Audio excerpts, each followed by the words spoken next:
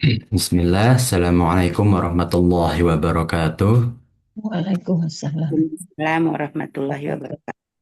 Alhamdulillahi wa kafa, wassalatu wassalamu ala rasulillahi mustafa, wa ala alihi wa ashabihi, wa man tabi'ahum bi ihsanin ila yaumiddin, amma ba'd. Insyaallah di pertemuan pagi hari ini, kita lanjutkan ya, para jemaah sekalian pembahasan kita. Ya, sedikit kita ulang dalam hadis ke-36 as-sadis wa thalathun, yakni yang mufradatnya aja banyak ya. Tapi nggak mungkin kita ulang kembali ya, paling kita sedikit uh, mengutarakan hadisnya ya, tentang bagaimana kumpulan kebaikan gitu kan. Yang mana kita lihat di hadis ini ya, ketika seorang mukmin ya menjadikan dunia ini atau menutupi ya, nafasa, yang dimaksud nafas ini adalah mempermudah ya. Nah, jadi nafasa itu anak cari-cari di pembahasan yang lain atau di kitab Munawir ya. Munawir itu KBBI-nya orang Arab gitu, ya. Itu di Indonesia nggak bisa. Ya, karena Munawir itu aja menjelaskan secara bahasa Arab gitu ya. Nafasa itu memberikan kemudahan lah. Ya, itu secara di Indonesia mungkin ya. Nggak mau secara etimologi atau secara bahasa tidak ingin mempersulit orang lain. Ya. Maka di hadis ini Masya Allah ya. Allah Subhanahu wa Ta'ala menentukan salah satu pintu kebaikan itu memberikan kemudahan dalam urusan dunia, diri kita, orang lain. Kemudian yang kedua, mempermudah urusan atau dalam kesulitan orang lain, ya. Nah, kemudian yang ketiga, ya, salah satu kebaikan juga adalah sataro musliman, ya, menutupi aib, ya. Nah, karena kan kalau kita bilang kita tutupilah orang itu, gitu. Yang masukkan bukan jasadnya aja, gitu, orangnya aja, tapi rahasia, aib, atau selain lainnya. Ya. Nah, yang keempat ada ya, wallahu fi aunil abdi, ya. Barang siapa seorang hamba yang menolong hambanya, maka Allah juga akan menolong dia, ya kan? Nah, ini banyak potongan hadis atau kaidah dari hadis-hadis ini. Masya Allah nih hadisnya menurunkan sekitar dua ya, kalau anda lihat ya. Nah, kemudian ada lagi mansalah katorikon. Nah, ini bisa dipotong ya. Padahal ini sama-sama dari hadis ini.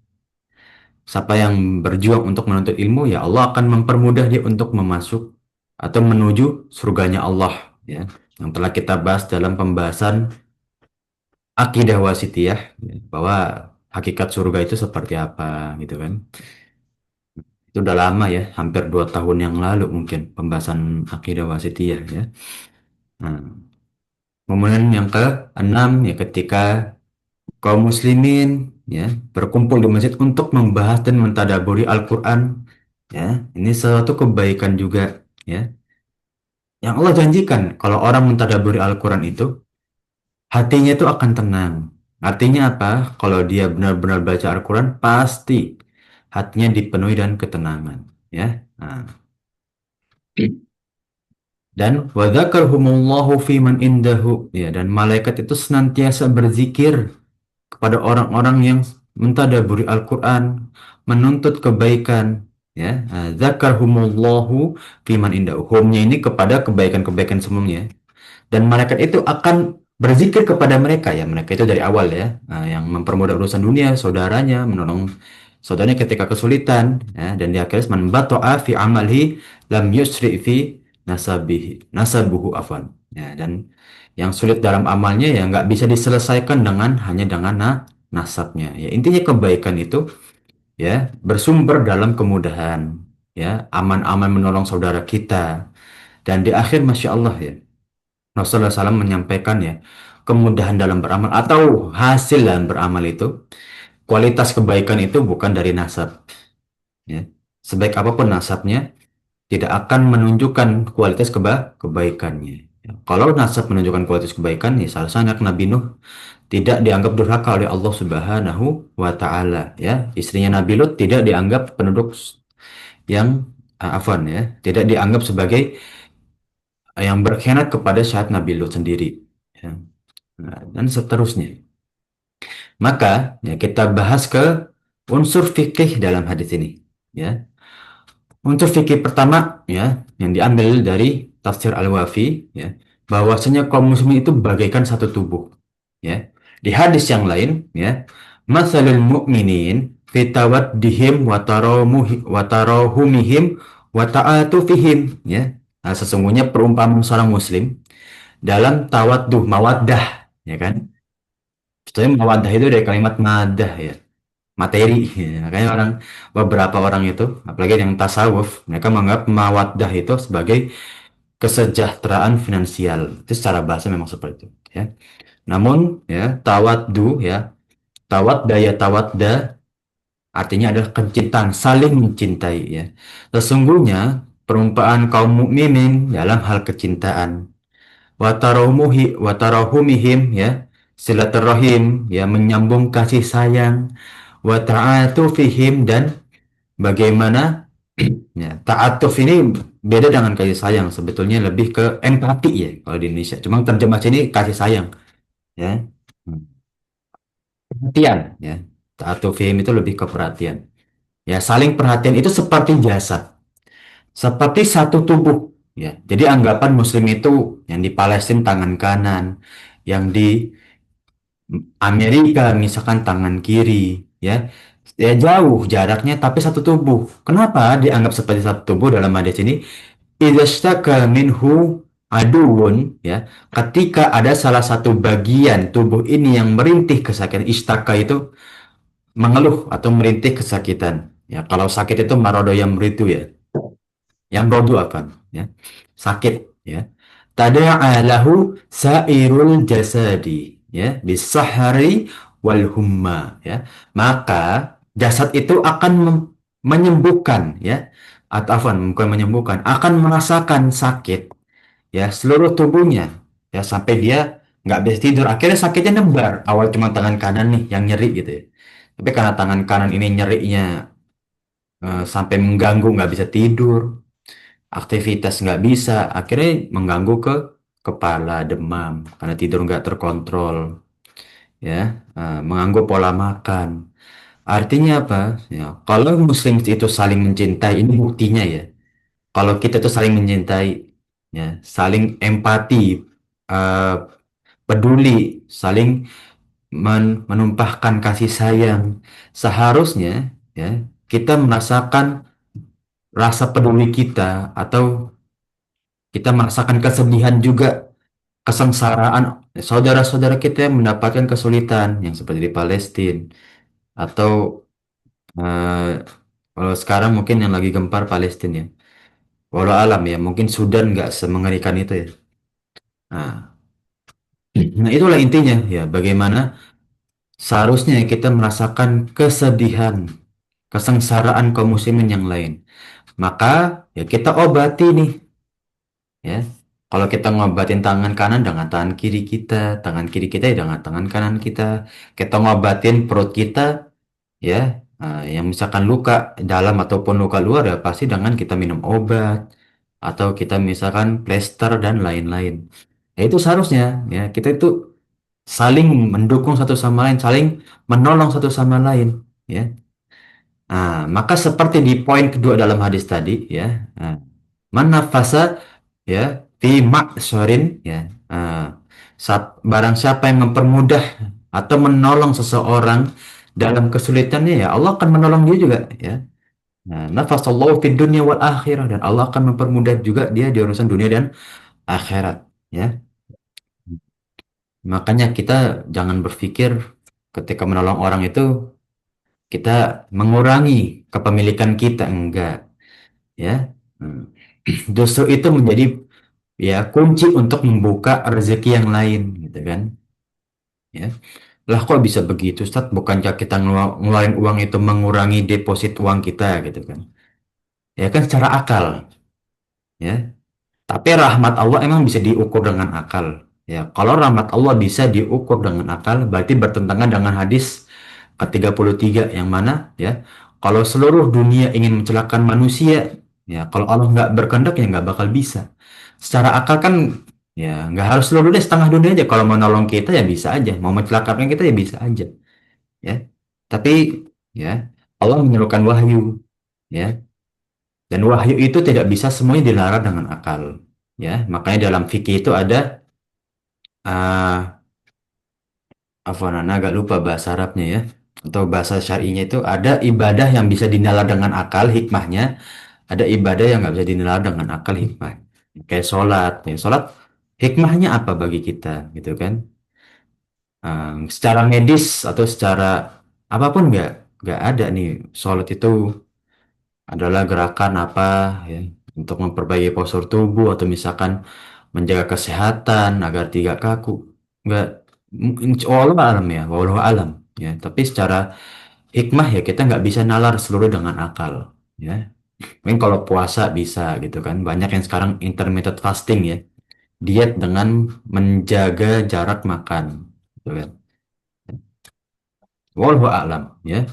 Mahdoh ya. Mahdoh itu ibadah yang nggak bisa dinalar dengan akal hikmahnya gitu ya. Nah, goiroh mahdoh ya ibadah yang sebaliknya. Hikmahnya itu bisa kita nalar dengan akal ya. Hmm. Yang kedua, unsur fikih yang kedua ya, macam-macam kesulitan dunia dan solusinya. Nah, ini berkaitan tentang makosid syariah ya. Jadi ini pembahasan bagus juga ya, makosid syariah. Nah, dulu Anda belajar pas kuliah. Dan makosid syariah ini dipakai dalam seluruh aliran madhab.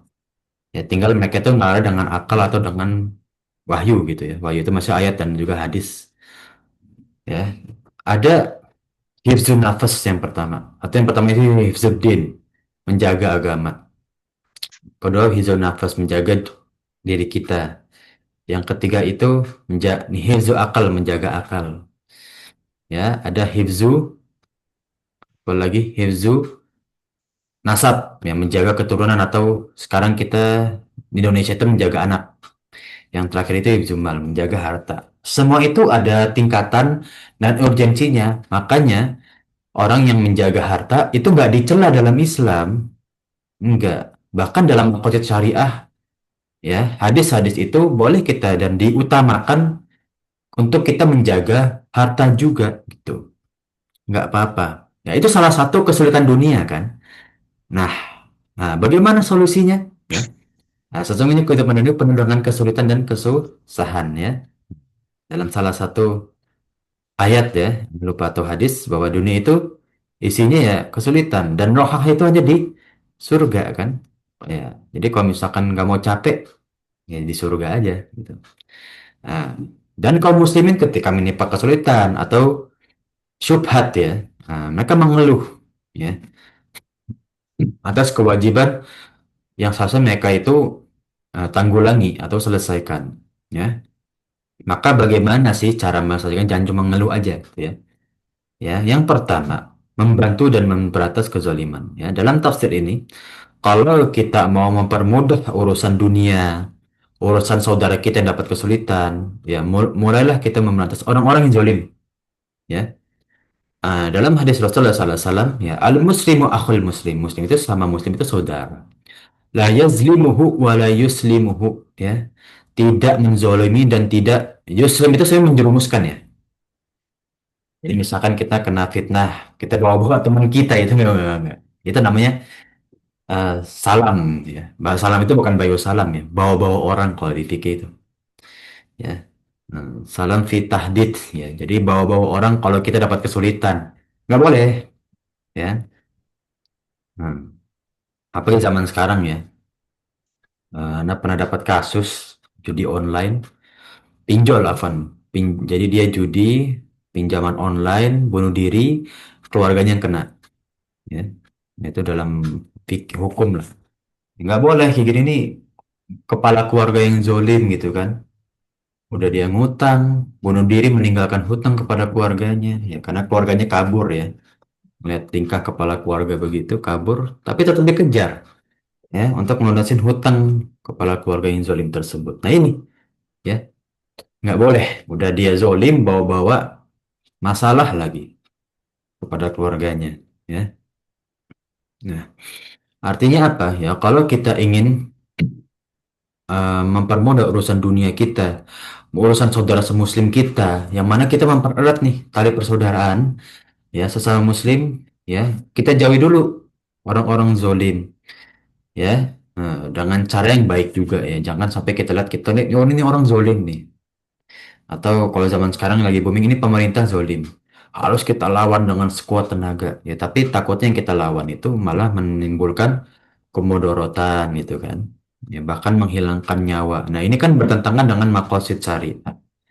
Ya, kita mau menjaga keamanan. Keamanan itu kan hifzun nafas. Ya. Nah, tapi kita menjadikan nafas atau diri orang lain itu gugur atau bahkan ya wafat ya maksud gugur sini ya. Ya ini kan nggak berjalan dengan makosid syariah, ya unsur-unsur syariah. Nah, yang kedua membebaskan tawanan. Nah, ini kan salah satu ibadah yang mana yang sering dilakukan Abu Bakar ya pada awal-awal di Muhajirin tahun kelima Nabian. Ya, salah satu ibadah yang bisa Rasulullah sandingkan dengan birrul walidain dan juga jihad gitu ya. Padahal jihad birrul walidain itu salah satu ibadah yang paling banyak hadisnya. Itu yang pertama. Kedua, jihad itu ibadah yang Rasulullah bilang itu apa? Sebagai eh, perhiasan dalam Islam. Artinya apa? Ibadah yang Allah janjikan, balasannya itu besar. Nggak mungkin orang jihad Allah balas kecil. Ya, sholat aja bisa nggak diterima. Kalau jihad itu beda hitung. Ya, dirwatu sanamihi ya.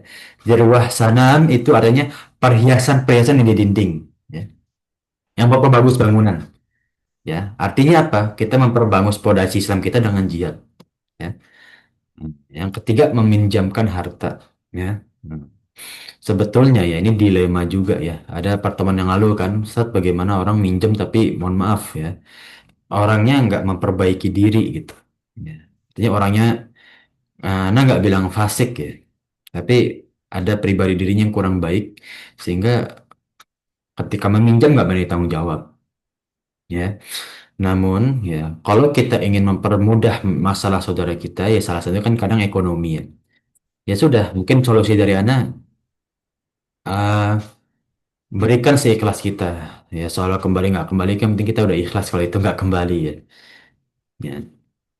Sebetulnya dalam Islam, masalah hutang itu kan diatur. Ya, ingat ya para jemaah sekalian, di hadis di ayat 282 surat Al-Baqarah ya, ya ayyuhalladzina amanu idza tadayyantum ya ila ajalin musamma faktubuh ya.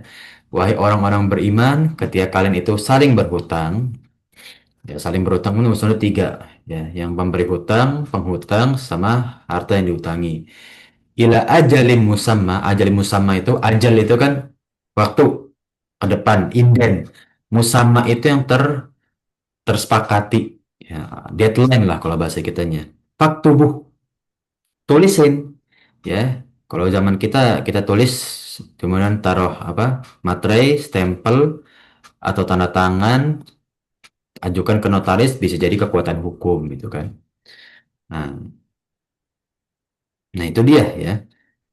Tapi meminjamkan harga ya, kalau misalkan kita mau bantu ya tafadhol, nggak masalah. Nah, bahkan di surat Al-Muzammil ayat ke-20, wa aqimus sholata wa atuz zakah. Dalam ilmu usul fikih pada zaman sekalian, kalau ibadah disandingkan, berarti kedudukan dia itu besar. Ya maksudnya kalau ibadah sebelumnya besar, dia juga besar. Ya sama kalau dosa sebelum yang dosa-dosa sebelumnya disebutin dosa-dosa besar, setelahnya ada dosa lagi, ya ini dosa besar juga. Sama. Wa aqridullaha qardon hasana ya. Nah, dan berikanlah ya pinjaman ya, nah, dengan cara yang baik gitu loh ya. Ini sebuah kebaikan kita meminjamkan harta kita kepada saudara kita. Ya, namun jangan sampai niat kita terjumus atau menjadi sebaliknya kita menjadi dengki kepada orang lain gitu ya. Nah, nah di ayat-ayat yang lain banyak ya tentang hutang itu. Ada zaman dahulu ya hutang itu ada, bahkan hutang itu selalu disandingkan dengan riba ya. Ya. Nah, unsur fikih yang ketiga dalam hadis ini, kesulitan dalam hari kiamat nanti ya. Nah, telah kita bahas ini di pembahasan pertama ya, bahwa salah satu alasan atau banyak ahli tafsir seperti Ibnu Katsir, Abdurrahman As-Sa'di ya, ulama-ulama sebelumnya, kenapa sih juz amma itu banyak ayat-ayat atau surat-surat tentang iman kepada hari akhir, ya, karena iman kepada hari akhir itu banyak orang dustakan, ya. Banyak orang tidak percayai, ya, makanya Rasulullah kan dibilang apa? Kahin, penyihir, syair, penyair, dan seterusnya, ya. Nah, kadzib bahkan dibilang pembohong, ya, nggak ada bagi mereka, ya, hal-hal seperti itu, gitu kan. Karena apa? Mereka takut, ya. Betul, mereka itu tahu kebenaran, cuma mereka takut, ya. Nah, seperti yang disampaikan dalam hadis Abu Hurairah radhiyallahu anhu, kita langsung ke terjemahnya, ya. Ya jama'ullahul awwalin wal akhirin fi sa'idi wahidin. Ya, semua makhluk itu nanti dikumpul dari yang pertama kali hidup sampai yang nanti akhirnya, ya. Fayubsiruhumun nazir wa yusmi'uhumun da'i, ya. Nah, maka pada saat itu mereka itu mendengar suara penyeru, ya, pandangan menembus mereka, ya. Watadanu minhumus syamsu, ya, dan mereka itu sangat dekat. Nah, ini kondisi padang mahsyar, ya. Nah, karena para ulama sepakat ketika kita dibangkitkan itu di padang mahsyar, ya. Banyak suara penyeru, maksudnya banyak orang mengeluh, bertanya-tanya, ya, pandangan mereka itu bingung, menembus kemana-mana, nyari apa, kita nyari syafaat. Fayaqulu ba'dun nas, maka beberapa manusia itu berkata, ya, hingga mereka itu merasa kesusahan, kan. Nah, alla tarawna ila ma antum fihi ila ma balagakum, ya. Nah, mereka itu saling bertanya-tanya, ya, dalam kesusahan tersebut, tidakkah kalian melihat apa yang sedang kalian alami, ya? Ala tanzurukum, ya. Ala tanzuruna ila may yasfa'u lakum ila rabbikum. Kalian nggak lihat siapa yang memberi syafaat kepada Tuhan kalian. Akhirnya mereka baru sadar. Siapa yang bisa memberi syafaat? Para nabi, ya. Nah, banyak, ya, hadis-hadis tentang hari akhir itu panjang, ya. Anda punya kitabnya. Anda juga punya PDF-nya, itu 3 jilid tentang hari akhir. Total itu hampir 2000 halaman. Kenapa ya? Tentang hari akhir itu Masya Allah, ya. Nah, kalau kita mau mempermudah urusan akhirat kita, gimana caranya?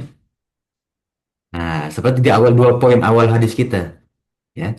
Berikanlah kemudahan dalam urusan dunia juga. Allah akan memberikan kemudahan dalam urusan akhirat. Nyambung, ya.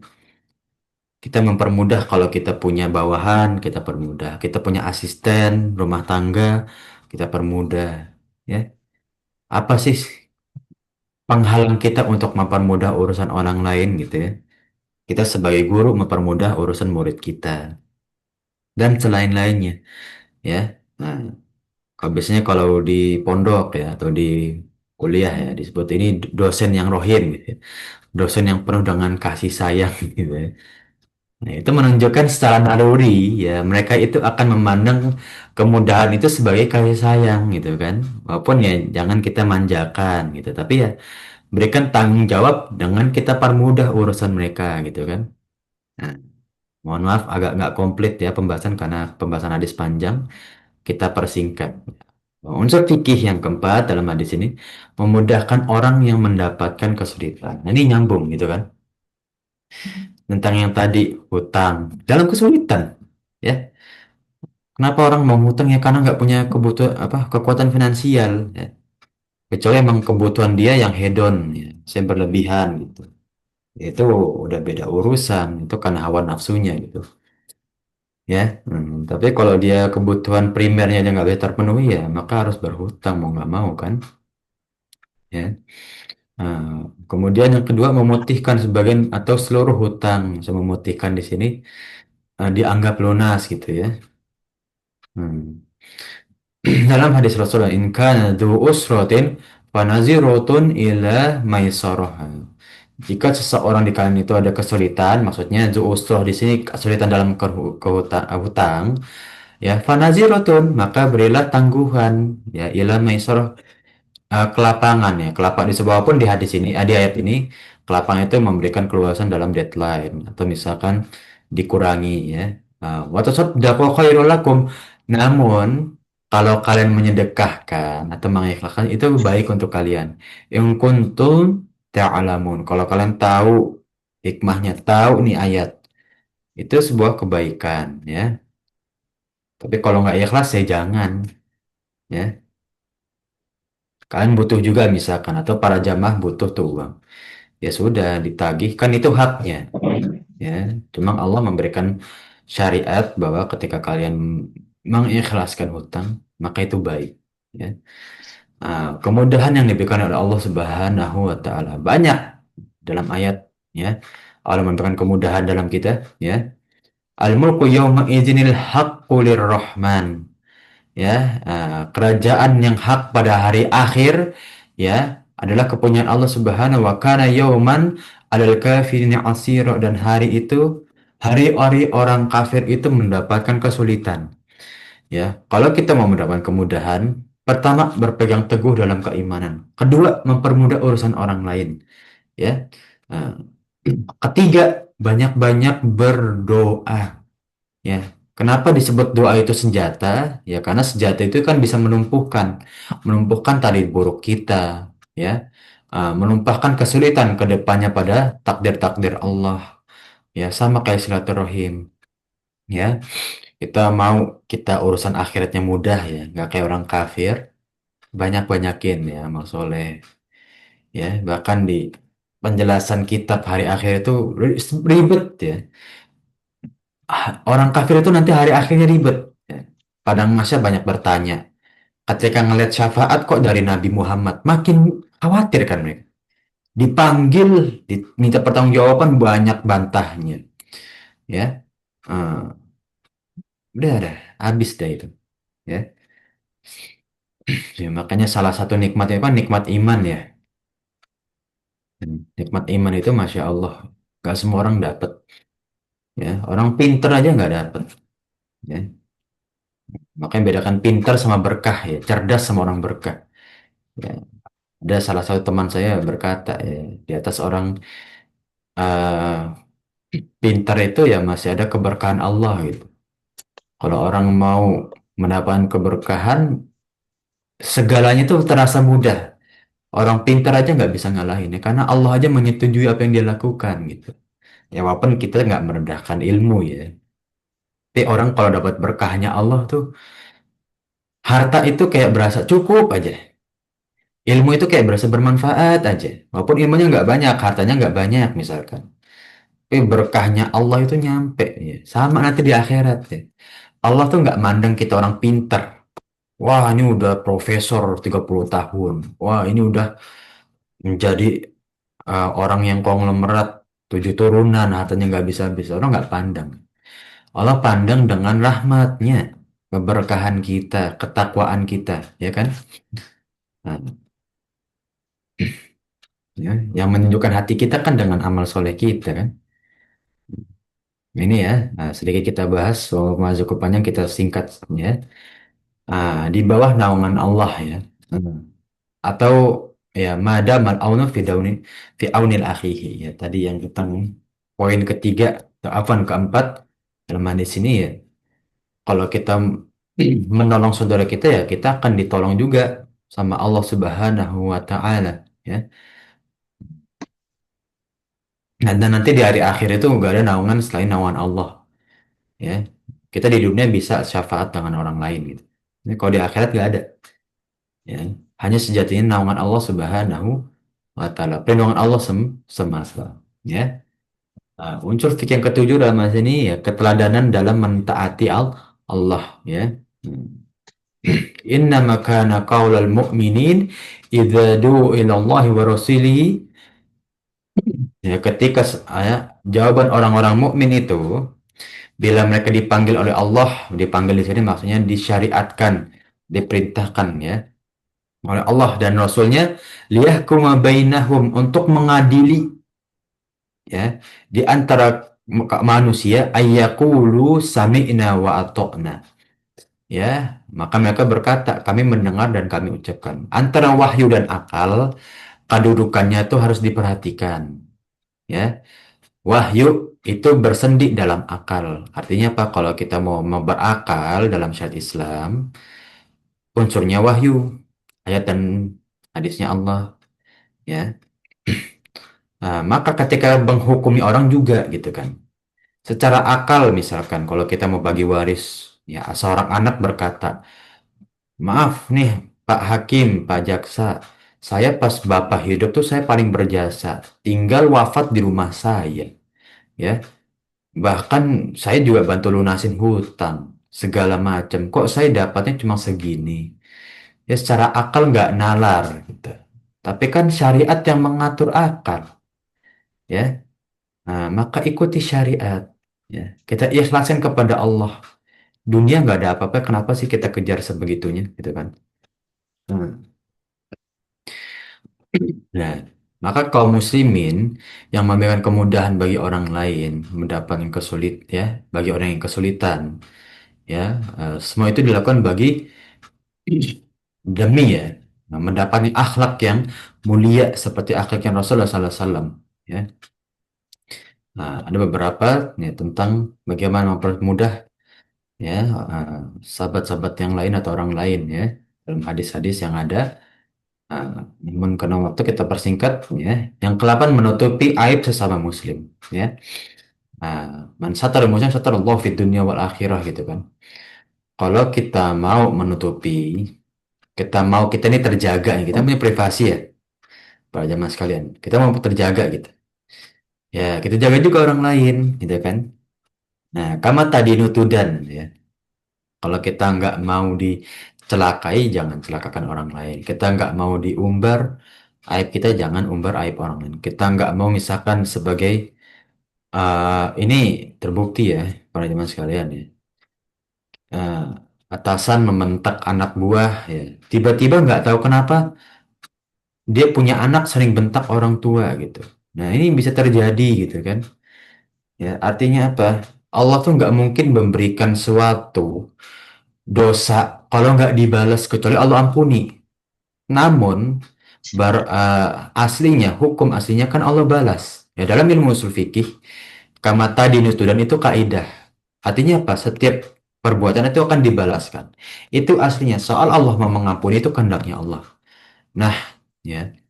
Ini salah satunya adalah kalau kita mau menutupi aib saudara kita ya maka kita tutupi juga. Ya. Kalau kita mau aib kita tutupi ya tutupi aib saudara-saudara kita juga. Ya. Jangan sampai nanti Allah balas tuh. Ya dengan hal yang semirip-miripnya gitu ya. Nah, tiba-tiba aib kita terumbar. Lah, kok bisa ternyata kita pernah mengumbar aib saudara kita, ya kan? Hmm, tanpa nggak sadar gitu kan? Yang pasti menutup aib maksiat, ya. Hmm. Ya sama seperti tadi, ya. Salah satu aib terbesar kan kita lihat saudara kita maksiat gitu. Wah, fulan begini, wah. Jadilah bahan obrolan. Tahu nggak Pak? Ini si fulan itu ternyata saya lihat kemarin ya, gini gini. Gini. Jangan, ya sudahlah, ya. Nah, jangan kita sampai karena hawa nafsu kita bicarakan gitu kan. Ini Allah udah ngancem loh dalam hadis ini ya. Kalau ada perintah ya tentang rahmat Allah, ya kebalikannya nggak dapat rahmat Allah kan. Mau kita nggak dapat rahmat Allah, ya jangan. Ya, namanya laknat begitu kan. Ya udahlah ya. Nah, Allah sudah sebutkan hadisnya, Rasulullah sudah sebutkan hadisnya, Allah sudah ancam dalam ayat-ayatnya, kita taat aja ya. Kita rem ya, kita jaga diri kita nih. Ya, makanya pentingnya ada dawa tuh ya. Beberapa ustadz kita kan alhamdulillah sudah menyampaikannya. Penting cara kita ngerem penyakit hati itu gimana sih gitu kan? Karena penyakit ya insya Allah ya dalam ilmu pendidikan itu kan ada 8 unsur. Salah satunya dalam nggak lupa ya. Ada orang yang bisa bawaannya itu sudah bisa mengontrol sikap dan perilaku. Ada orang yang nggak bisa. Artinya tabiatnya itu keras, susah untuk diubah ya. Nah, bukan berarti tabiatnya keras dia mengikuti tabiatnya kan. Kalau gitu untuk apa perintahnya Rasulullah gitu ya? Perintahnya Allah untuk berbuat baik. Kalau kita masih mengikuti tabiat buruk kita gitu. Ya Umar aja yang sebegitu, mohon maaf ya, Umar dulu dahulunya kasar, keras. Ya tapi kalau diperintahkan Rasul nurut ya nurut gitu, nggak berkeras kepala. Nah itu ya intinya ya, ini dibagi-bagi. Ya, intinya kita dalam aib orang pun, ya, maksiatnya orang lain, ya janganlah kita umbar, gitu ya. Apalagi kalau zaman sekarang tuh media sosial tuh, bukan hanya aib, fitnah aja, ya, bisa berhari-hari gitu ya. Yang 10 mengadukan dosa yang telah dilakukan ke hadapan hakim. Pengakuan dosa ya kalau kita di sini. Ya, itu ada dua unsur, ya. Yang pertama itu tentang aib, ya, yang nggak perlu diumbar. Ya, jangan sampai aib-aib yang nggak perlu kita umbar kita bicarakan. Ya, yang kedua itu adalah perbuatan kemaksiatan kita yang asli itu dalam tahdid. Ya, jadi ada fikih hudud itu kemaksiatan yang digolongi harus dihukum. Ya, beda kayak bohong. Kalau bohong itu nggak harus dihukum, tapi Allah bilang itu dosa besar. Kemudian apalagi perbuatan dosa besar yang nggak harus dihukum secara kriminal ya, secara hukuman ya, panis gitu. Meninggalkan beberapa sholat. Ya, Allah nggak merintahkan kalau orang meninggalkan sholat itu dicambuk misalkan. Ya, tapi biar Allah yang balas. Ya, nah, itu aib-aib kayak gitu nggak boleh diumbar. Ya, tapi kalau misalkan ya, wahai hakim, saya mengaku, ya naudzubillah ya, saya pernah berzina, ceritain, ya. Atau dia cukup ngaku aja, ya gitu. Jangan saya sumpah gitu. Itu kan diakui dalam fikih hudud. Ya sudah, ya sang hakim tersebut tinggal menjatuhkan hukuman, ya. Nah, atau misalkan saya pernah mencuri, ya, segini segini gini, misalkan, ya. Nah, itu suatu perbuatan dosa yang diumbar, ya. Demi ya taubat gitu. Nah, demi bertobat kepada Allah Subhanahu wa Ta'ala, ya. Nah, karena insya Allah dengan perbuatan eh, hudud tersebut, ya, penghakiman tersebut Allah bisa mengampuni dosa-dosa besar, ya, yang nggak seberapa dengan tangan, ya, dengan nyawa kita, ya kan, nggak seberapa dengan banyak lah, ya. Hadis-hadis tentang kalau dosa itu bisa menjadikan aroma, semua manusia tidak akan mendekati manusia yang lain, ya kan. Bahkan nggak cuma orang beriman aja, ya.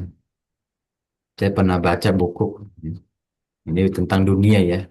Ada seorang mungkin para teman tahu Nikola Tesla gitu. Ya dia bilang kalau ya dosa-dosa manusia itu bisa menjadi sumber listrik, ya ini saya dunia ini akan terang walaupun di malam hari, gitu. Artinya secara naluri ya kita itu banyak dosanya gitu ya pasti. Tapi tinggal kita bukan berarti dosa kita banyak kita umbar enggak. Ya, nggak boleh ya. Cukup dosa-dosa yang buat kita bertaubat. Atau kita ngadunya kepada Allah aja. Ya. Kemudian yang ke-11 ya. Nah, jika mengetahui orang yang sedang bermaksiat ya, man ra'a minkum munkaran falyughayyirhu biyadihi ya. Pertama itu kok bisa kita ubah ya. Kalau nggak bisa dengan tangan kita ya, dengan ucapan. Kalau nggak ya mengingkari dengan hati. Ya sama kayak di negeri ini ya. Banyak mohon maaf kita singgung ya. Jadi contoh depan mata nih. Ya, banyak yang berkorupsi gimana. Tapi kita nggak bisa merubah ya. Minimal dengan hati kita aja kita nafikan ya. Kita ingkari perbuatan tersebut. Itu nggak baik ya. Tapi jangan sampai ya kita omongin terus ya. Bisa jamin nggak ya kalau orang yang kita omongin itu lebih buruk daripada kita gitu. Jadi dengan omongan kita nanti yang ada pahala kita diambil oleh orang tersebut loh di akhirat gitu. Apalagi fitnah. Zaman sekarang orang media sosial itu nggak ada literatur gitu ya, nggak ada sumbernya. Orang bisa ngomong seenak. Hati-hati ya. Nah, unsur fikih yang ke-12 meminta maaf bagi orang yang melakukan kemaksiatan. Ya, minta maaf itu salah satu bentuk taubat. Ya, jadi kalau ditanya, Ustaz, sebetulnya hakikat minta maaf tuh gimana sih? Ya, dulu anak di pondok pas jadi Ustaz tuh tanya ya, ada anak ribut gitu ya. Anak ini sering dibully, gitu. Ini saya kisah ya. Yang membuli minta maaf, kata anak yang dibully ini nggak usah minta maaf. Paling diulangin gitu kata anak itu gitu ya. Hakikat minta maaf tuh gimana sih? Minta maaf itu maksud dari taubat. Dan taubat itu ada syarat taubat kan. Pertama, sebelum salat taubat aja, Rasul bilang kamu tuh harus berkeyakinan untuk tidak mengulangi. Makanya ada taubatan nasuha, ya taubat sesungguh-sungguhnya. Sama kalau kita mau minta maaf, keyakinkan dulu kita nggak mau ngulangi gitu ya. Hmm, ya. Nah, sehingga nanti yang diminta maafkan itu bisa melupakan, ya. Sama aja nanti kalau minta maaf diulangi lagi ya nggak lupa-lupa ya. Gitu kan korbannya sama aja terus menerus gitu. Ya itu ya, bagaimana dalam hakikat minta maaf itu ya pertama sama kayak taubat juga, jangan diulangi maksiatnya, ya. Sama taubat kepada Allah ya pertama itu jangan diulangi. Ya, gimana Allah mau nerima taubat kalau dia tetap mengulangi kan? Terus fikih ke-13 dalam hadis ini ya ampunan tidak bisa diberikan ketika kesalahan sudah di tangan hakim. Enggak semua ya. Ini jangan kalian mentah ya. Ada beberapa fikih hudud yang memang nggak bisa dicegah. Contoh apa? Potong tangan, mencuri, ya. Nah, jadi ada namanya jinayat, ada namanya hudud. Kalau jinayat itu perbuatan dosa yang masih bisa diampuni di depan hakim, ya. Kisos, ya. Itu masih bisa diampuni, ya. Nah, wal afu khairul lakum kan dalam ayatnya. Dan kalau kalian memaafkan itu baik, ya. Nah, itu dalam hadapan hakim boleh. Tapi kalau mencuri, kemudian apa lagi, ya, fikih-fikih hudud itu, kalau sudah depan hakim itu nggak boleh. Zina itu nggak boleh dibatalin, ya. Beberapa hal ya, itu nggak boleh dibatalin. Kalau sudah depan hakim, fikih hudud itu nggak boleh dibatalin. Kalau jinayat masih boleh, ya. Kenapa Sat ya? Dalam ayat itu seperti itu boleh, ya. Jadi beberapa ayat kriminalitas yang dihukum tapi baru diampuni ya kayak kisos. Mungkin pertemuan khusus ya, itu kita bahas karena dalam kitab itu satu bab ya. Nah, ini anak skip ya karena penjelasan cukup panjang dan waktu tinggal sekitar 15 menit ya. Takutnya nanti ada tanya jawab, nggak ada waktunya ya. Ya. Ini sebenarnya penafsiran lain ini tentang tadi ya, contoh-contoh. Ya. Kita skip juga nggak apa-apa. Ya, yang ke-15 tolong menolong antara sesama muslim dan pertolongan Allah kepada mereka. Ya, nah seperti tadi di poin ketiga dalam hadis ini, bahwasannya ya kalau kita menawarkan pertolongan Allah, salah satu jalannya dengan menolong sesama manusia. Ya, hmm. Makanya kaidah kama tadi itu dan itu kan besar ya. Kita mau tolong orang gitu. Tabiat juga ya. Ada orang yang mohon maaf ya, Anda nggak mengklaim ya, Anda nggak menghardik. Ada orang mohon maaf tabiatnya tuh agak pelit ya, ada ya kayak gitu. Mungkin. Tapi apakah dia bakal nurutin terus tabiat pelit dia gitu kan? Enggak. Kalau gitu buat apa nih Allah turunin nih hadis dan ayat kalau enggak kita turutin perintah Allah untuk bermudah-mudahan membantu orang lain. Ada yang orangnya perfeksionis ya. Kalau kerja dituntut perfeksionis sesuai dengan perfeksionisnya kita, kasihan itu bawahan gitu kan. Ya. Revisi cuma demi ini logonya nggak pas deh.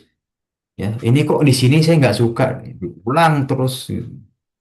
Kalau cuma masalah logo misalkan atau misalkan penempatan yang orang aja bakal nggak peduli melihatnya gitu ya. Kecuali informasi ya atau persyaratan yang memang harus dipenuhi. Ya sama kemudahan juga seperti itu. Atau misalkan di emosional ya. Ada orang gampang emosi. Ya apakah dia seumur hidup akan nurutin emosinya? Ya, ya enggak kan? Ya. Kalau gitu buat apa Rasulullah berkata la taqtub farada dan bilang faqala la taqtub ya. Ya, karena Rasulullah menasihati orang yang sering emosi. Bukan Rasul bilang ya kamu ikutinlah tabiat kamu sudah. Enggak kan? Ya. Nah, maka itu ya. Tabiat itu harus kita ilangin ketika menolong orang, ya kan? Nah, kita tolong sebisa kita. Jangan mengharapkan imbalan atau yang lain-lain. Tolong sudah jangan seikhlas-ikhlasnya, ya. Nah, kita lanjut ya penjelasan selanjutnya ya. Ini kenapa banyak anak skip ya bukan anak nggak mau menerangkan ya pada zaman sekarang tapi banyak contoh hadis yang intinya sama ya. Nah, yang ke-16 ya ini contoh-contoh dari beberapa ya, teladan kita dari salafus soleh ya. Salafus soleh itu dari para sahabat dan tabiin ya. Ya, Afwan dari para sahabat dan juga ulama kita ya. Nah, ini kisah cukup panjang ya. Ya banyak incelah kata ya, atau banyaklah teladan-teladan kita saling menolong. Ya, kita lihat ya, Bilal itu kalau nggak ditolong Abu Bakar udah wafat gitu ya. Pagi hari diarak di pasar, siang hari dipecut jadi mainan anak-anak. Ya, dalam riwayat, beliau itu kan dipecut sampai bentuk tulang itu udah nggak kelihatan. Maksudnya kita kan kalau tulang belakang itu kelihatan ya lurus tengah gitu, ya atau tulang belikat gitu. Ya. Itu Bilal itu diriwayatkan udah nggak ada bentuknya, saking udah berapa goresan gitu. Ya. Setelah itu apa? Dilemparin pasir panas sama anak kecil. Wah, ya. Itu kalau nggak ditolong Abu Bakar kan udah pasti infeksi gitu. Nah, itu salah satu bentuk kita menadani suri toladan kita dari para salafus soleh, sahabat kita.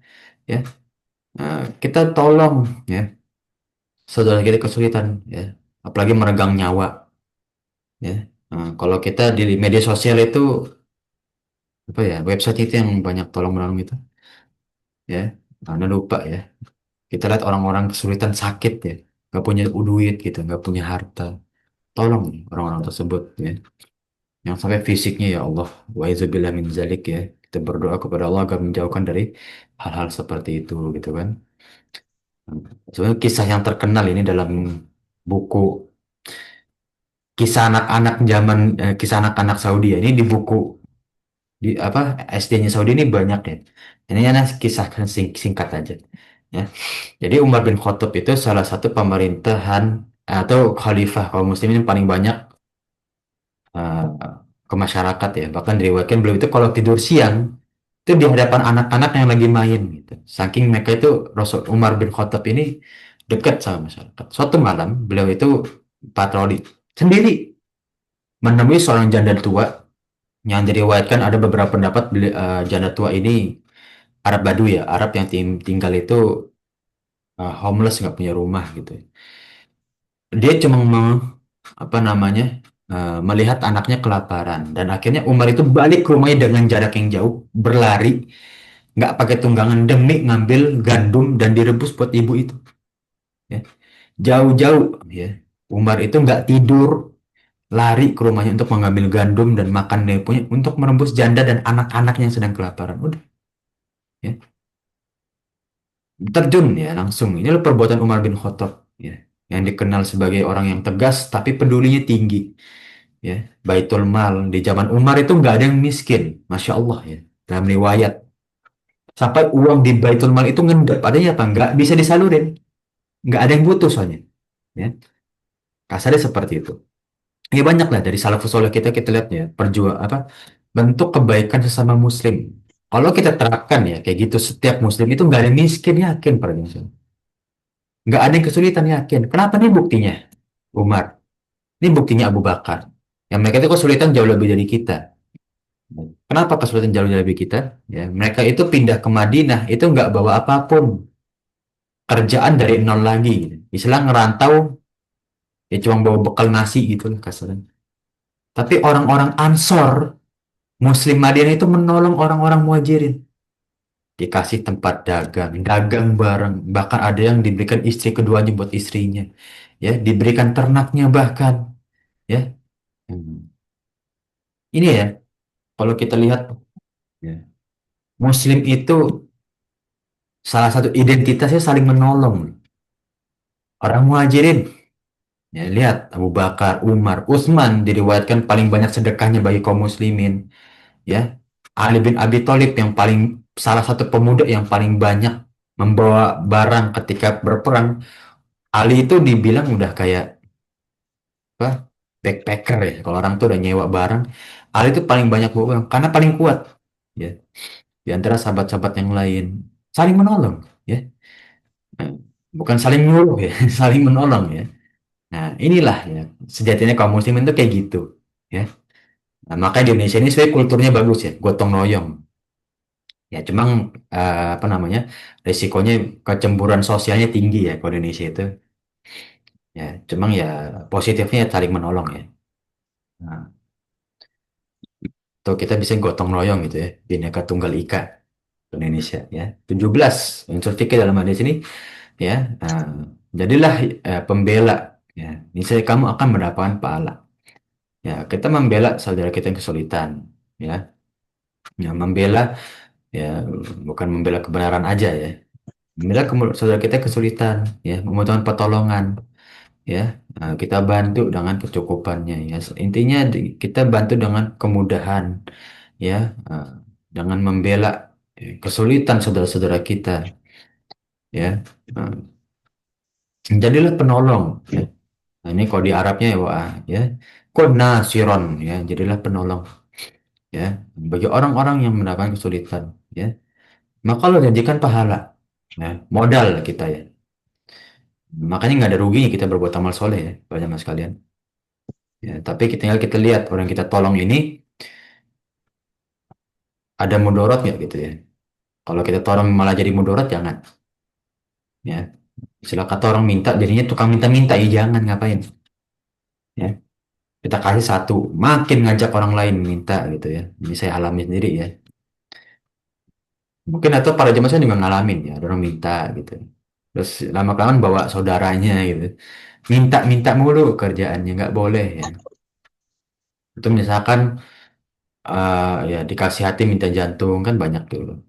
Jadi tolong malah, mohon maaf ya, malah kurang ajar. Ini nggak boleh gitu kan. Nah, jalan salah satu menuju surga ya. Ya tentu dalam hadis ini dijelaskan jalan-jalan menuju surga itu semuanya tuh. Kemudahan dunia dan akhirat ya. Akhir kita kan surga, ya kan?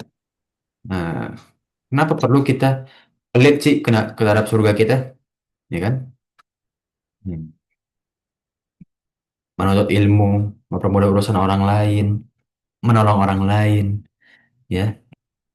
Nah, membuat majelis di masjid untuk kita mentadabburi Al-Quran bersama. Itu semua jalan menuju surga, ya. Tapi kan anak sibuk cari kerja, pergi jam 8 pulang jam 4. Gimana bisa ngumpul di masjid, ya? Nah, kalau zaman sekarang dipermudah, kita bisa menuntut ilmu dengan YouTube atau apa? Ada grup ya, HSI ya, kayak HSI itu kan Masya Allah tuh bagus ya, Ustaz Abdul Roy. Tuh, kalau platform bahasa Arab tuh banyak udah ya. Nah, tinggal kita nyarinya yang terpercaya aja. Ya, ya kayak gini kita kajian misalkan nih pasti banyak umahat ya, lagi nyiapin sarapan buat istri dan apa buat suami dan anak gitu. Lagi nyiapin bekal buat anak sekolah, ya nggak apa-apa gitu kan. Kita menuntut ilmu dengan jarak yang daring kayak gini jauh, tapi sambil aktivitas yang lain ya. Nggak ada alasan zaman sekarang untuk tidak menuntut ilmu ya. Kalau zaman dulu kan radio, zaman sekarang bisa YouTube ya. Nah, kedua kan ilmu dalam Islam ya. Ilmu itu penting ya dalam Islam ya. Nggak cuma ya hadis tentang kekuatan ya. Mu'min qawi atau ahabbu minal mu'mini dhaif gitu kan. Ilmu juga penting ya. Yarfa'illahu alladhina amanu minkum walladhina utul ilma darajat ya. Allah akan mengangkat derajat orang-orang yang beriman ya, dan orang-orang yang diberi ilmu pengetahuan dengan beberapa derajat ya. Nggak ada alasan untuk tidak menuntut ilmu ya. Sampai akhir ayat kita ya, kita akan selalu menuntut ilmu ya. Karena ilmu itu menjauhkan dari kebodohan, dan kebodohan itu dicela oleh Allah ya kan. Karena kebodohan itu unsur atau sumber dari kerusakan yang lain ya. Orang yang dengan SDM-nya rendah mikirnya kan bakal pendek ya. Dia akan menyingkirkan wahyu ya, dan akalnya dia nggak nyampe buat berpikir baik ya. Jadi akalnya itu memperburuk ayat-ayat Allah ya. Auzubillah min dzalik ya. Kemudian yang ke-10, yang ke-20, hukum menuntut ilmu fardu ain ya. Ah, Thalabul ilmi fardhatun ala kulli muslim. Kulli muslim fardu ain ya. Setiap muslim itu ya wajib menuntut ilmu. Fa'lam annahu la ilaha illallah. Ketahuilah bahwa Allah itu tidak dia tidak bahwa Allah itu adalah Tuhan tidak yang tidak berhak disembah selain Allah ya. Tidak Tuhan yang berhak disembah selain Allah. Jadi diperintahkan untuk menuntut ilmu ya, wajib ya, buat milih sekolah formal, informal, non formal, ya. Kalau apa namanya, non formal itu sebagai keluarga, ya. Keluarga itu wajib memberikan pelajaran terhadap anaknya, ya, karena ya dari studi pendidikan ya bahwasannya 70% pendidik anak itu dari orang tua, bukan dari sekolah, bukan dari sekolah, dari orang tua, ya. Itu ya terus menerus berkurang persentasenya nanti semakin dewasa, ya. Nah, fardu kifayah terhadap spesialisme, ya. Nah, kalau misalkan ini berkaitan tentang spesialisme, ya, seperti mufasir, ya, uh, ahlul fikih, ya nggak semua orang harus gitu kan. Kalau semua orang harus jadi mufasir, ahlul fikih, yang jadi arsitektur siapa, yang jadi dokter siapa, gitu kan? Nggak harus, dan nggak semua ilmu itu minimal kita tahu dasar, ya. Kita menuntut ilmu, tapi nggak harus kita semuanya harus kita kuasai secara mendalam, enggak, ya. Dan sebaik-baiknya ilmu kan ilmu agama, ya. Mayuridillahi bi khairan yufaqihu bin, ya. Barang siapa ingin kebaikan dari Allah, maka tempuhlah, ya. Tafaqqah, ya, tafaqquh itu mendalami, menguasai fiddin, ya. Maka kuasai dalam urusan-urusan agama, ya. Walaupun di sini Allah nggak suruh kita untuk berdakwah depan KPK kajian, nggak, dakwah kan bisa dengan lain hal, ya. Tapi urusan agama boleh kita dalami, gitu, ya. Nah, yang terakhir adalah al ilmu nuron. Ilmu itu cahaya, ya. Sesungguhnya Allah telah datangkan apa? Qad ja'akum minallahi nuru wa kitabum mubin. Ya, telah datang kepada kalian cahaya, ya. Dan kitab yang menerangi itu, ya. Ah, Al-Quran sebagai sumber ilmu kita, sendi-sendi dalam kita berbuat di atas dunia ini adalah sejatinya ilmu yang paling bermanfaat, ya. Ah, al ilmu nutqi laisa yufat, ya. Jadi ilmu itu nggak cuma ilmu itu diucapkan, diterapkan, nggak cuma dihafal, ya. Masya Allah, makanya mempelajari Al-Quran, ya, yang hafid Al-Quran, ya, dan dia praktekkan, itu ilmu yang derajatnya paling tinggi. Percaya, percaya aja. Ya, coba. Ya nggak apa-apa. Kalau misalkan orang tua pengen anaknya menjadi pilot, menjadi dokter, nggak apa-apa. Ya. Tapi kuasailah beberapa dari Al-Quran. Apalagi yang menumpuk ilmu dalam Al-Quran. Ya, wallahu a'lam bissawabnya. Nah, inilah yang bisa kita dapat dari hadis 36 yang, mohon maaf, cukup panjang, ya. Maafan, masih ada tambahan. Ya. Nah, ini bagaimana kita berdoa kepada Allah, ya. Oh, ya. Lama as'aluka ilman nafi'an wa rizqan thayyiban wa amal mutaqabbalan, ya. Atau kita boleh tambahkan wa syifaan ajilan juga nggak apa-apa, ya. Ilmu, selalu senantiasa kita meminta ilmu, ya. Nah, ilmu yang bermanfaat. Nah, kita perbanyak doa kita. Dan ini doa-doa Nabi sebelumnya juga, ya kan? Kalau mereka nggak berilmu, ya Nabi Ibrahim itu nggak bakal nyari-nyari Tuhan, gitu kan? Nah, Nabi Sulaiman tuh nggak bakal menjadi salah satu nabi yang tercerdas. Nabi Musa juga nggak bakal menjadi orang yang menuntut ilmu sampai ke pesisir negara Mesir, sampai ketemu Nabi Khidir, ya kan? Nah, yang terakhir, mengamalkan ilmu akan mendapatkan ilmu lain yang tidak diketahuinya, ya. Kalau kita amalkan ilmu, ya, kita akan berdiskusi dengan orang lain, bukan berkeras kepala. Kita dapat hasil yang baik dari ilmu itu, ya. Nah, akan dapat pengalaman lain, ilmu yang lain, gitu, ya. Nah, karena kita mempraktekkan ilmu kita. Ketika kita praktek, kita akan dapatkan ilmu dari pengalaman kita, ya. Nah, maka itulah, ya, praktekkan ilmu yang kita punya. Ya, apa ruginya sih kita praktekkan, ya, dan tahan hawa nafsu kita, ya. Dan Allah memperingatkan juga, ya, ini kabro maktan nih, ya. Ketika kita punya ilmu nggak diamalkan, ya. Ya alladzina amanu lima taqulu ma la taf'alu, ya. Kenapa kalian itu orang-orang beriman mengucapkan tapi kalian nggak lakukan? Kabro maktan indallah an taqulu ma la taf'alu, ya. Amat Allah benci, ya, perilaku orang yang mengucapkan tapi nggak mempraktekkan, nggak berusaha gitu. Ya, Allah benci orang-orang seperti itu. Ya, nah, kemudian syariat menyebarkan ilmu. Ya, nah, karena ilmu, ya, nah, itu harus diamalkan. Ya, ini tentang yang sama yang tadi ya. إذا مات الإنسان انقطع عنه أمله إلا من ثلاثة أشياء من صدقة جارية أو علم ينتفع به أو ولد صالح يدعو له. Ya, salah satunya ilmu yang bermanfaat. Ilmu bermanfaat itu kita salurkan, kita praktekkan. Contoh ilmu bermanfaat apa? Hadis-hadis, ya. Nah, kitab-kitab tafsir. Ya, lihat tuh para ulama kita ilmu bermanfaat kan sampai zaman sekarang dipakai buku-bukunya.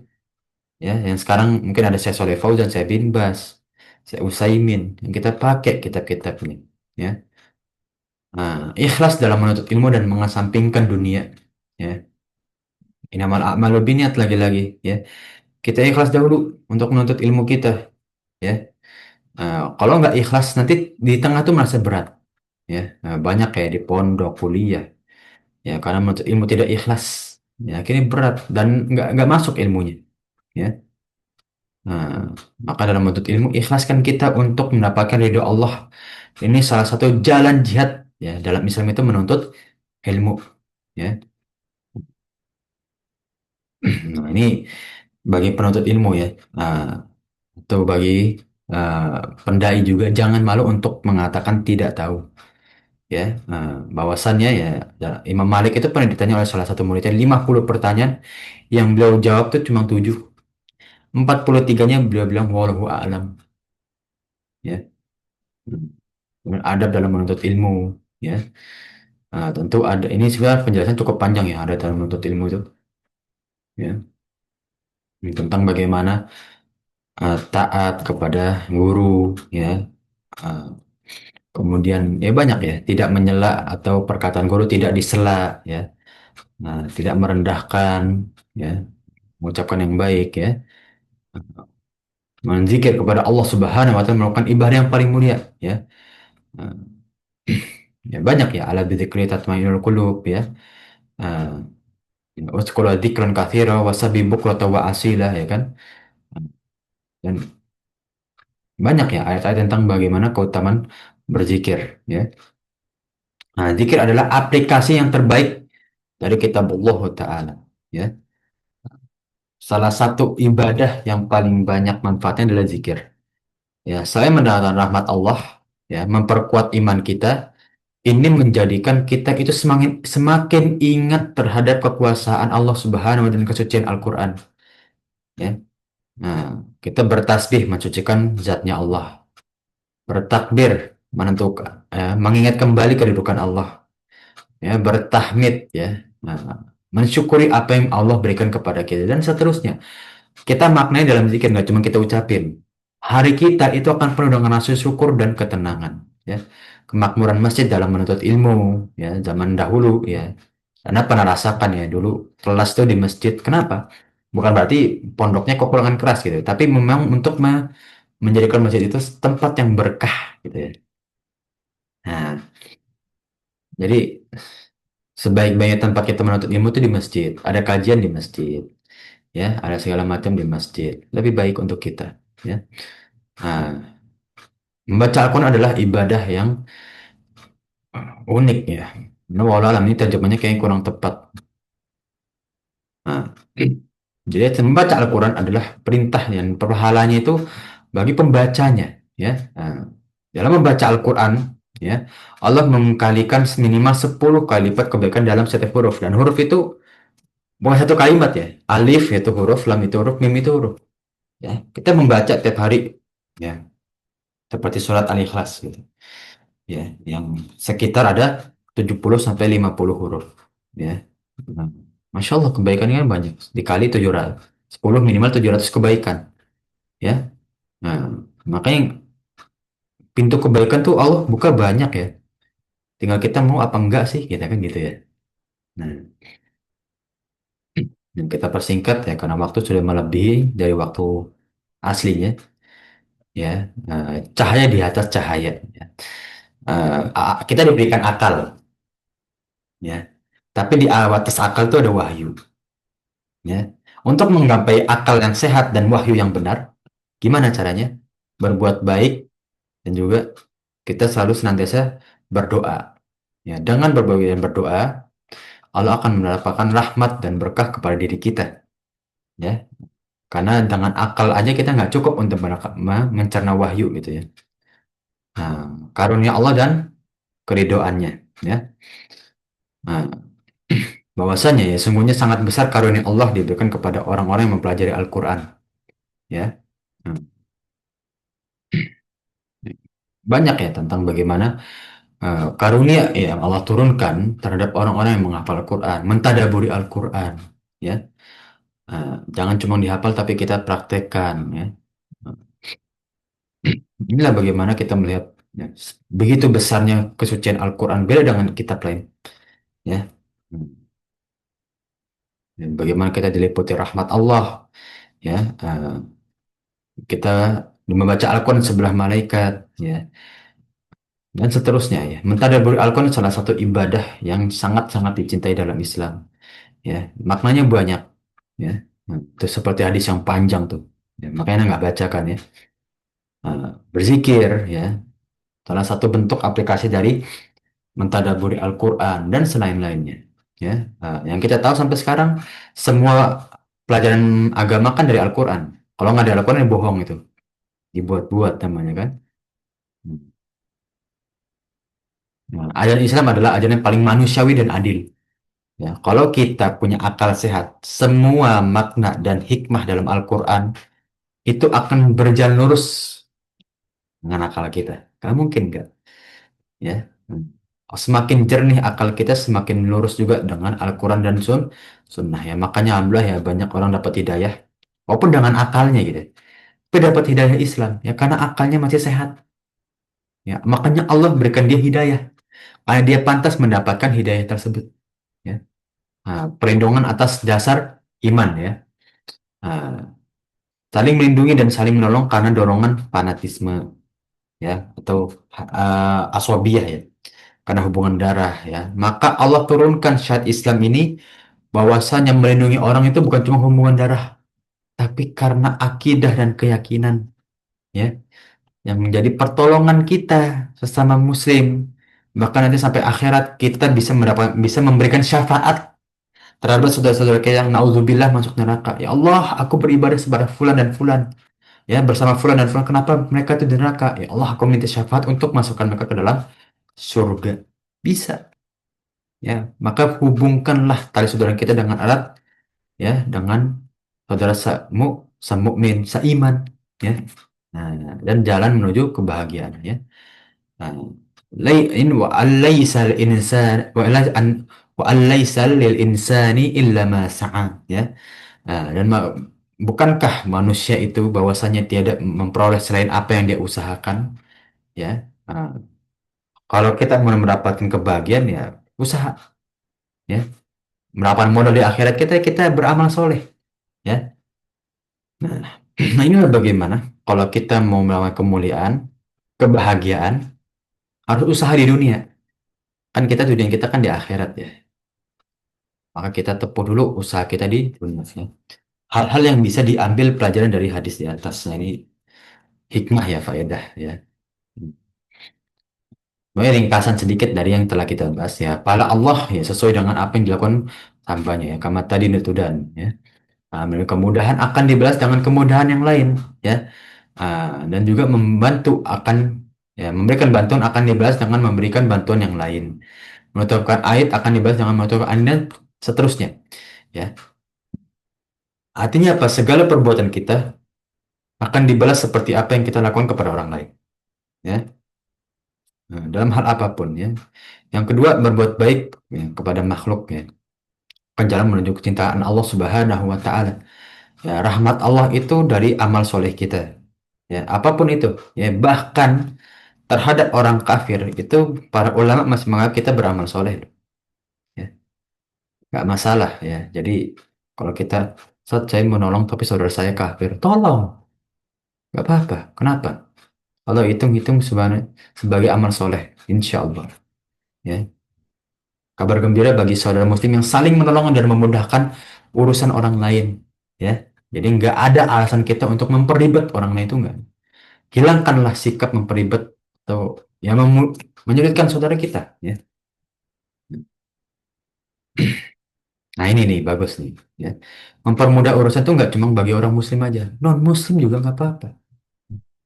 Bahkan salah satu dakwah Rasulullah itu mereka berbuat baik kepada orang-orang ya tawanan-tawanan Persia, tawan-tawan Romawi berbuat baik Rasulullah ya dan tidak memandang kafir dan juga muslim ya.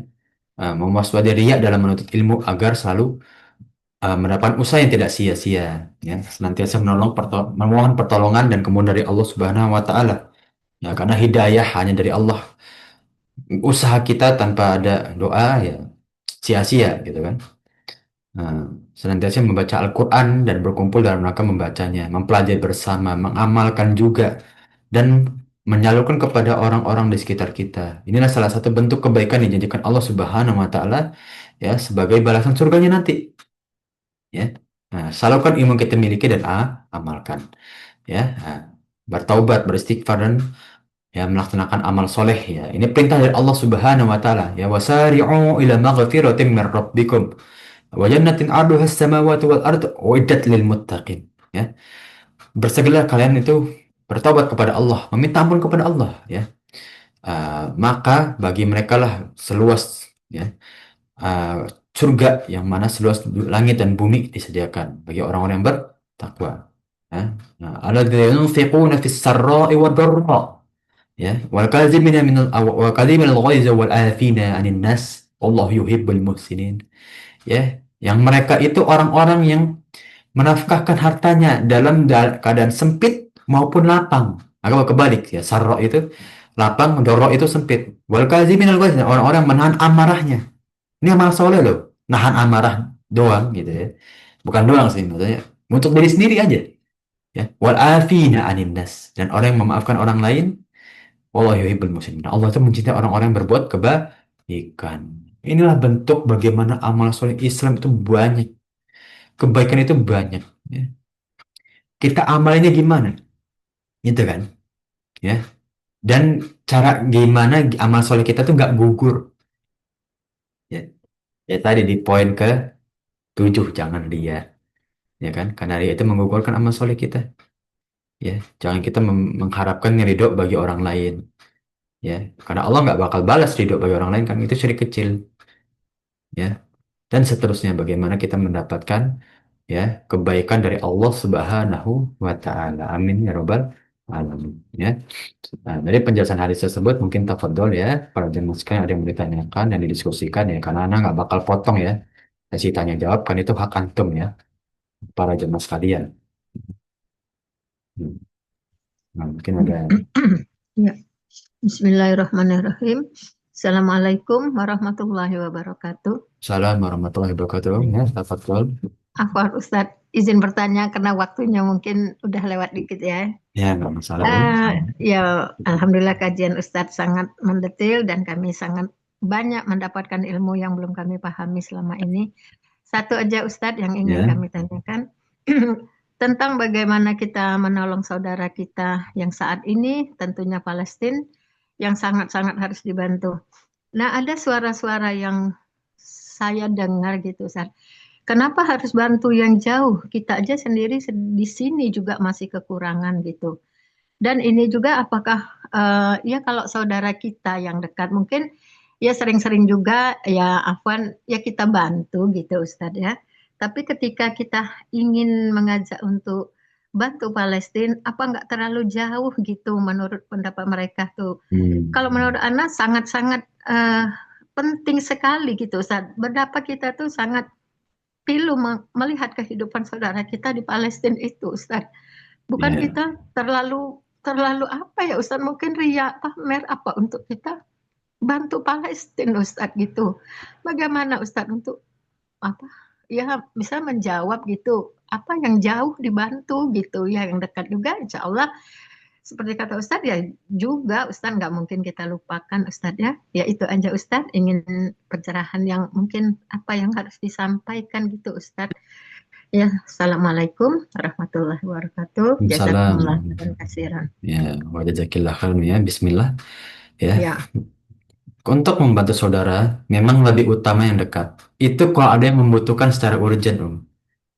Kan iya, kita diberikan kan akal kan. Afala ta'qilun, afala ta'lamun, ya kan? Kita diberikan akal untuk berpikir mana sih yang lebih urgent, ya. iya, Dalam ilmu tafsir kita nggak bisa mentah-mentah, Om.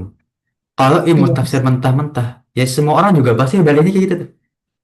iya, Pas orang berdalil, ya kamu tolong yang dekat dulu, kan dalilnya kayak gitu. Ada dalilnya, ya. iya, Ustaz. Nah, atau misalkan kamu senolong orang, kan dalil kamu senolong orang. Kalau kita itu kita tolong semuanya. Nggak perlu Iya, itu Ustaz. orang fasik atau orang apa. Enggak, Iya, kita diberikan akal untuk menjadikan ibadah kita itu prioritas, iya, Ustaz. ya kan? Sekarang orang-orang dekat kita, ya, sudah banyak kita bantu. Dan urgensinya pun paling orang-orang sakit itu justru orang sakit atau Iya, menuntut Ustaz. ilmu misalkan. Ya kita Iya, bantu Ustaz. tetap. Tapi kalau kita punya kemampuan, ya kita punya urgensi terhadap saudara kita yang lebih sakit. Iya, Kayak tadi Ustaz. kan di tubuh ada yang sakit kita bantu untuk menyembuhkan. Siapa ya saudara kita Palestina? Kalau Iya, dalilnya kayak gitu, Om, Palestina nggak ada yang bantu, iya, Ustaz. ya kan? Siapa yang bantu Palestina paling dekat? Yordan, Iya, Ustaz. Mesir, Iya, Saudi. Ustaz. Udah itu doang. Ya, Iya, begitu nggak ada bantuan iya, dari Indonesia buat posko di sana. iya, Ya, Ustaz. nggak ada bantuan yang anak tahu dari China gitu kan, ya Iya, membuat Ustaz. posko di sana. Iya, Ya, Ustaz. inilah bagaimana wahyu dan akal itu punya kedudukan. Oh, ya kita nggak bilang pokoknya kita kalau berada agama harus hilangin akal, enggak. Justru orang Iya, berakal itu orang yang menuntut ilmu dengan baik, gitu loh. Nah, iya, Ustaz. tapi nggak boleh kita tafsirin ya ilmu dengan apa wahyu dengan akal semata ya, harus Iya, dengan Ustaz. tafsir yang benar kata caranya. Nah, Iya, itu ya, Ustaz. Om. Jadi Iya, Ustaz. enggak kita hilangin kok. Ya, tetap kita Iya, Ustaz. rasakan sakitnya saudara kita di sana, ya, Iya, Ustaz. yang mungkin pernah lihat sendiri ya di video banyak ya, Iya, Ustaz. yang diekspos secara digital itu hanya bagi mereka itu 12%. Aslinya di sana itu banyak kekejian yang mereka lihat depan mata, kayak wafatnya saudara, mayat itu berhamburan di tengah jalan, Iya, ya, Ustaz. bahkan anggota tubuh yang berceceran itu nggak terhitung ya. Nah, itu kan sebuah kekejian yang kita nggak lihat. Sekarang kalian masih bilang orang-orang kayak gitu masih bilang kita nggak perlu bantu. Ya, yang kita di sini paling cuma nahan lapar aja. Iya, Mereka itu bukan Ustaz. nahan lapar, mereka nahan nyawa. Ya, lihat Iya, anak sendiri yang susah dibesarkan, bahkan belum besar terkena bom, yang ngelihat aja udah nggak ada badannya. Gitu. iya, Ustaz. Itu bahkan dijadikan dokumentasi itu. Ya, nah, dengarlah beberapa itu. Iya, Ya, Ustaz. keji. Iya, Nggak bisa kita bilang seperti itu. Kalau gitu kita adalah orang yang zolim terhadap saudara kita yang iya, Ustaz. Coba terjawab Om ya. Iya, Ustaz. Jazakallah khair. Assalamualaikum Jazakillah. warahmatullahi wabarakatuh. Iya. Waalaikumsalam warahmatullahi wabarakatuh. Nah, buka mungkin ada yang lain atau buka chat Zoom ya. Nah, Bismillah ya dari Umu Erna ya. Assalamualaikum warahmatullahi wabarakatuh. Waalaikumsalam warahmatullahi wabarakatuh. Ustaz, untuk setelah Zoom sepertinya ada langsung video audio peserta di close. Ya, kawannya oh ya. Nah, jadi ini kekurangan aneh ya. Kadang ada video yang anak nggak close. Anak udah atur, cuma kadang ke reset dari Zoom-nya ya. Syukur dong ya atas masukannya. Nanti Anda coba cari ya. Karena udah atur di ini pengaturan Zoom gitu ya untuk otomatis tutup video, tapi kadang apa lupa ngatur lagi ya. Terus salah ngaturnya. Ya syukur dong ya Barokillahu Fik ya atas sarannya. Ya itu juga kurang dari Ana ya, dalam kelas ini ya. Nah, ini izin lanjut untuk yang kedua di chat Zoom. Ya, Ustadz izin bertanya ya, Fadol. Ya, Fadilah Masjid Ilmu, Allah beri ketenangan bagi yang duduk di dalamnya. Malaikat membentangkan sayapnya dan Allah ampuni saat majlis setelah dan majlis pulang. Begitukah begitu Ustaz untuk majlis yang bid'ah seperti salawatan ya sih. Ilmu yang dianggap itu ilmu yang apa? Bermanfaat kan? Sama. majelis ilmu yang dianggap itu adalah majelis ilmu yang bermanfaat, yang dianggap Allah. Yang bermanfaat apa? Ya, ah, yang bermanfaat itu seperti hadisnya Aisyah radhiyallahu anha, ya, amalan yang diterima Allah itu, ya, adalah amalan yang tidak dibuat-buat kan, sesuai dengan syariat itu. Nah, man ahdatsa fi amrina hadza ma laysa minhu fahuwa raddun. Itu kan dianggap gak ada, tertolak, ya. Jadi fadilah ilmu, majelis ilmu itu dijelaskan terhadap majelis ilmu yang bermanfaat walaupun dalam sosial, ya. Nah, misalkan Pak, kita diskusi nih buat kebaikan warga, ya. Ya kan kehidupan sosial gitu. Nah, ini anak kan belajar juga ya dalam apa namanya pendidikan agama Islam Indonesia gitu, ya. Mereka ada beberapa apa, tokoh ya, nggak bisa bilang ustadz juga sih, tokoh-tokoh yang nggak tahu alirannya ya, tapi mereka tuh membagi kayak corak, ya corak itu inti dari pembahasan gitu ya. Ya nggak salah, membaginya nggak salah gitu. Ya ada corak, ada bijtimai, ada corak tarbawi, ada corak lugawi gitu ya. Salah satunya ada corak, ada bijtimai ya. Di corak ini ya tokoh-tokoh tersebut itu mengelompokkan hadis-hadis tentang sosial itu bagus, ya. Walaupun tafsirnya kita kembali ke tafsir yang benar ya, tapi dikelompokinnya itu bagus. Ya, jadi bagaimana seperti misalkan berhutang itu ada kan ayatnya. Ya, kita masukkan ke dalam hadis-hadis ada ijtimai, ya. Hmm. Dan itu kan bagaimana kita melihat ya, bahwasannya yang bermanfaat itu ya yang bisa menolong dunia akhirat kita dengan baik, ya. Hmm. Jadi dalam Al-Quran pun ya banyak ketentuan tentang mengurus sosial dunia. Bahkan ayat 233 dalam Al-Quran apa? Ya, kepala keluarga itu wajib menafkahi kan? Itu kan urusan dunia, ya. Yang bertentangan kalau misalnya dengan, mohon maaf ya, jamaah tablik itu yang mereka meninggalkan sengaja gitu ya. Aku makan itu tadi. Nah, jadi jamaah yang mereka itu sengaja meninggalkan kewajiban terhadap keluarganya, ya. Nah, itu kan bertolak belakang dengan ayat tersebut tuh, ya. Jadi majelis iman dianggap bermanfaat atau mendapatkan naungan dari Allah itu ya majelis ilmu yang bermanfaat, ya, bukan yang semena-mena. Kalau gitu orang syirik ya juga dianggap majelis ilmu kan, enggak, ya, ilmu yang bermanfaat. Insya Allah terjawab ya dari Ummu Husna ya. Syukran Ustaz. Iya, Jazak. Van. Ya, wa yaki jazakillah khairan. Ya, tafadhol, mungkin dari para jamaah sekalian ada yang ingin ditanyakan atau disampaikan ya. Afwan ya waktunya, ya. Tafadhol dari Pak Dahlan ya. Assalamualaikum. Waalaikumsalam Pak Wabarakatuh. Dahlan. Ya, tafadhol Pak. Iya, dari Dahlan ini, Ustaz. Ya, tafadhol. Menanya tentang yang sampaikan Ustaz tadi, tentang yang disampaikan ayat-ayat Allah yang di juz amma itu kan kebanyakan dia tentang masalah keyakinan tentang hari akhir gitu ya, Ustaz. Ya, mayoritas ya. Karena mayoritasnya, karena kebanyakan memang manusianya kalau Ustaz tadi tidak mengimani hari akhir itu kan gitu, Ustaz. Ya, Pak.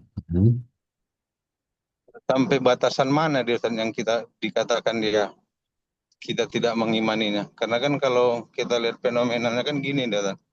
Semuanya kayaknya percaya ada hari kiamat, ada azab Hmm. Allah, tapi ya ada bahkan dia tidak sholat, bahkan ya ada lagi masih ya macam-macam gitu lah, yang nggak ikut Nah, menuntut ilmu. betul. Apakah itu dia termasuk bagian dari tidak mengimani, tak? Atau Nah, bagaimana? Tak? Batasan yang akan keluar dari tidak mengimani hari akhirat ini tadi, tak? oke.